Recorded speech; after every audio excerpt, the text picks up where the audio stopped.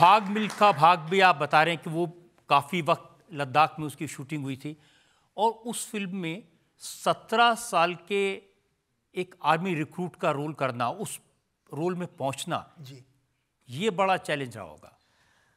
Sir challenging तो था, लेकिन जब मेरी मुलाकात हुई मिल्खा सिंह जी से, वो भी एक इंटरेस्टिंग स्टोरी है, क्योंकि मैं उनसे मिलने चंडीगढ़ जाने वाला था तो उनकी तबीयत ख़राब थी।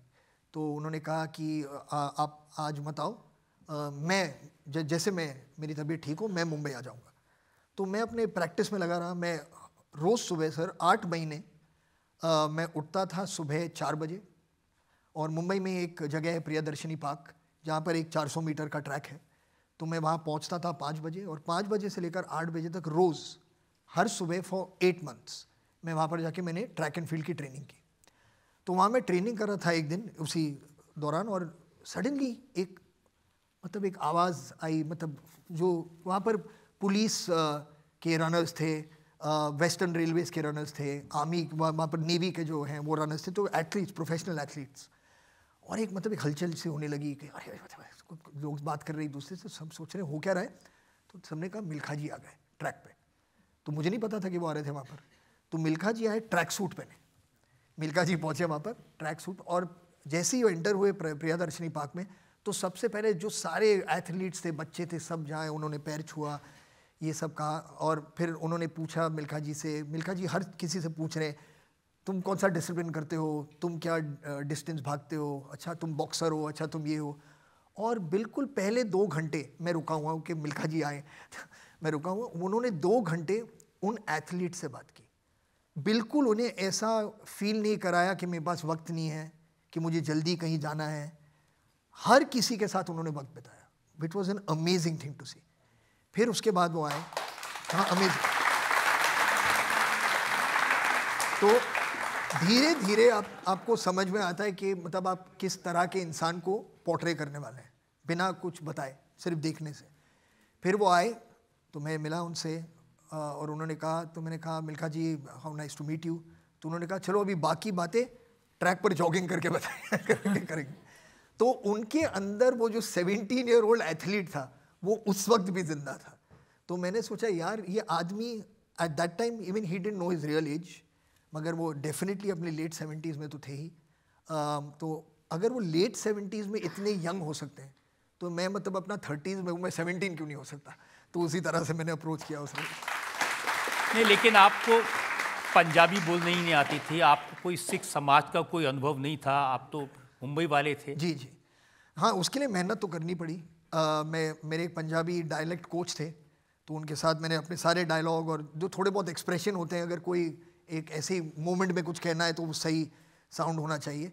लेकिन जब हम चंडीगढ़ गए तो एक बहुत इंटरेस्टिंग चीज़ हुई वहाँ, कि प्रेस कॉन्फ्रेंस हुआ वहाँ पर, और मिल्खा जी ने मुझे अपने जो जूते हैं जो उन्होंने रोम ओलंपिक्स में पहने थे, वो जूते उन्होंने मुझे गिफ्ट किए उस वंडरफुल।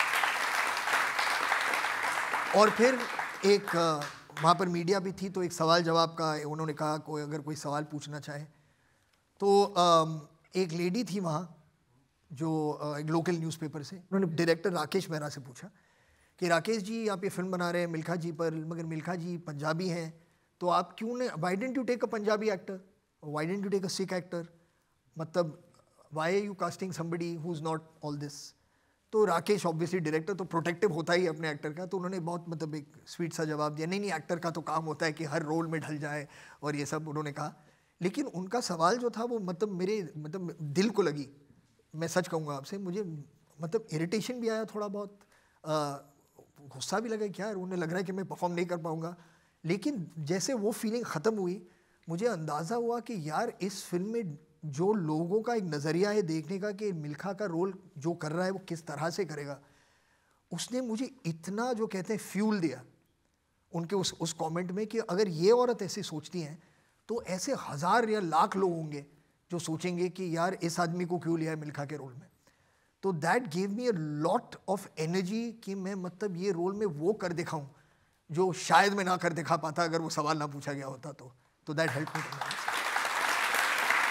नहीं, वाकई में आपने जिस तरह से मिल्खा सिंह को पोर्ट्रे किया, वाकई में कमाल का रोल किया था। वो किरदार आपने बहुत अच्छा निभाया, लेकिन कुछ ज़्यादा रोमांटिक नहीं बना दिया था मिल्खा सिंह को फिल्म में? एक्चुअली नहीं, उनके ज़्यादा रोमांटिक, अभी गाने वाने तो शायद वो नहीं गाते थे, लेकिन ज़्यादा रोमांटिक नहीं बना, क्योंकि मुझे याद है हम बात कर रहे थे मिल्खा जी से और उनकी वाइफ से, तो एक सीन था जो ऑस्ट्रेलिया में, जो वो मिलते हैं वो एक गर्ल से वहाँ पर मिलते हैं, और उनका एक थोड़ा सा एक रोमांटिक चक्कर हो जाता है ऑस्ट्रेलिया में, जिसकी वजह से उनका फोकस स्पॉट से हट जाता है। तो राकेश ने कहा था कि यही एक सीन होगी फिल्म में जहाँ पर थोड़ा बहुत किसिंग विसिंग होगा और ये सब होगा। तो मैं सोचा कि यार आपने मिल्खा जी और आंटी जी को बताया है कि नहीं कि मतलब ये सब होने वाला है।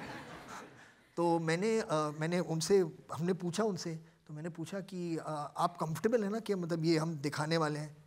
तो मिल्खा जी तो मतलब वॉज ब्लशिंग, वो तो बिल्कुल ऐसे और लाल हो गए थे बिल्कुल, and he was smiling. Aunty ji तो थी, she gave the best answer, नहीं नहीं आप प्लीज़ दिखाइए, इनके तो मतलब इतने अफेयर थे पहले हमारे मिलने से पहले। बहुत मतलब बिल्कुल हार्ट थ्रॉब ये थे, हार्ट थ्रॉब, मगर जब मैं आई तब सब बंद हुआ, उसके पहले तो मतलब बहुत, तो फिर मुझे रिलैक्स हुआ कि मतलब वो है, उनमें था काफ़ी रोमांटिक एक स्ट्रीक। तो फिल्म रिलीज होने के बाद आपकी मुलाकात हुई? जी जी, बहुत मुलाकात हुई उनके बाद। हम साथ लंदन गए, काफ़ी वक्त हमने साथ बिताया। जब भी मैं चंडीगढ़ जाता था मैं मिलता था उनसे और उनकी फैमिली से।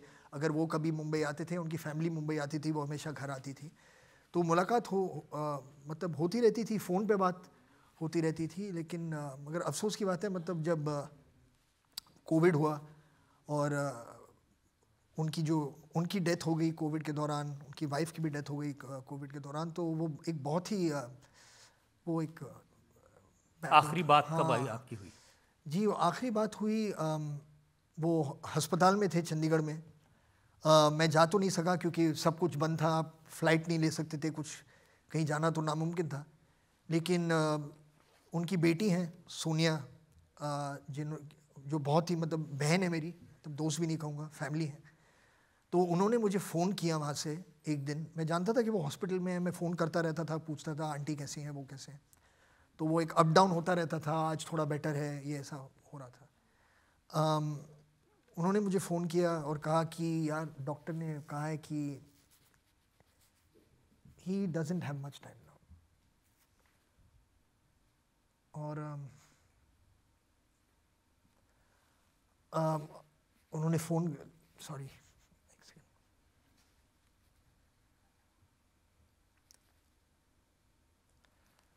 तो उन्होंने फ़ोन दिया उन्हें और कहा मैं फ़ोन उनके कान पे रखूँगी, आपको जो भी कहना है, गुड बाय कहना है, जो भी कहना है आप कह दीजिए। तो that was the last thing I told him, I loved him dearly, very sorry कि मैं वहाँ जा नहीं सका। वो वक्त ही ऐसा था, कोविड में कोई कहीं जा नहीं सकता था और बहुत सारे लोगों के साथ ऐसा हुआ। और ये सब हम समझ सकते हैं आपकी भावना। फिल्म करते करते आपका क्या एक उनसे एक इमोशनल रिश्ता बन गया? हाँ जी, होता है। I mean I honestly sir मैं सच कहूँगा कि मैं I absolutely I love my father, I respect my father, he is my father. लेकिन कभी कभी उसके अलावा भी लाइफ में ऐसे लोग आते हैं जो एक फादर फिगर जैसे होते हैं आपकी ज़िंदगी में, and definitely I mean Milkha ji जो थे, he was like a father figure to me after my father, he was.